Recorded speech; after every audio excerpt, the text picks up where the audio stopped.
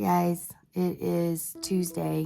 I think I'm still way lost on time. It's Tuesday the 8th of February. I lost all of January. I know my last video was very raw and hopefully I explained things. I don't know. I just wanted to kind of do a little update and tell you how I am now. Right now, right this minute, I am sitting up straight. I am functioning. I was able to get up yesterday and the day before, and I helped with dinner last night, which was huge. I was able to do like 2 loads of start a load of laundry.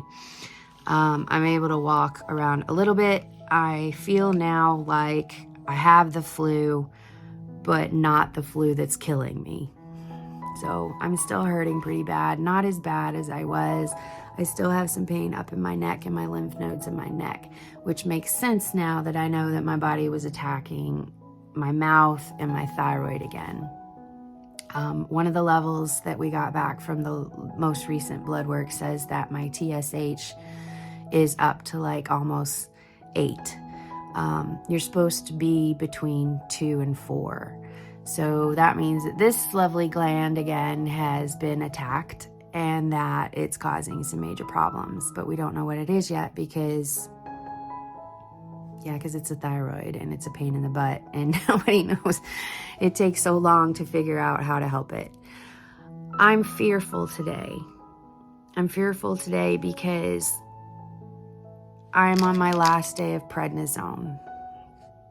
I was only given 8 tablets because it was in the ER that they gave it to me, and we weren't really sure if it was going to help, but it did. It did calm my immune system. Basically, it went into my body and it told all of my white blood cells and all of my immune system, chill out. You're killing her. So within 2 days, that was working, but now I'm on my last day.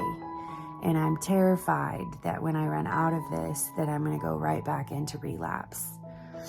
I am in contact with my doctor. I'm still not in to see a rheumatologist yet. If I need more prednisone, I can ask for it. Right now, I'm getting ready to take, I have 2 left. I have 1 for this morning and 1 for this afternoon. And the other thing is that they don't have me tapering off of this, which makes me really nervous because when you go on steroids to tell your body to calm down, abruptly stopping is not really a great idea. It can cause all kinds of other problems. I'm also on Ativan to help with the steroid psychosis that usually comes along with being on prednisone for me, which basically puts me into a constant panic attack.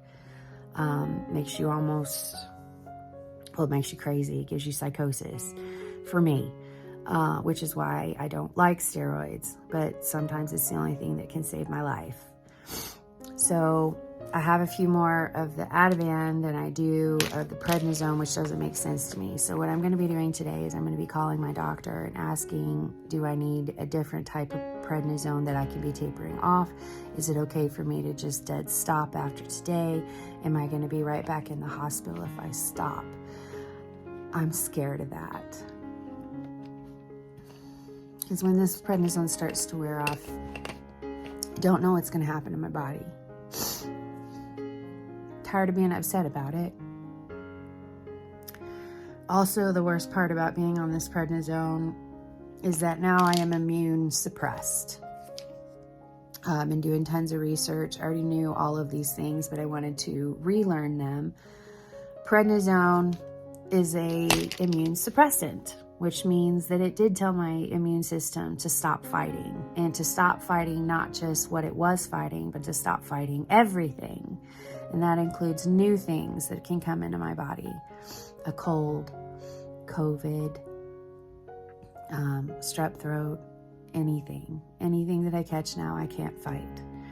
So my husband has been bringing me home M95s to wear around the children and around the house. And I'm trying not to leave the house, and I'm pretty much staying in my room. We had a huge discussion with the children this morning that they have to be super careful coming home from school. They have to wash their hands. They have to keep everything that was exposed to the outside in the back porches, and that they have to be constantly aware of bringing germs in to me.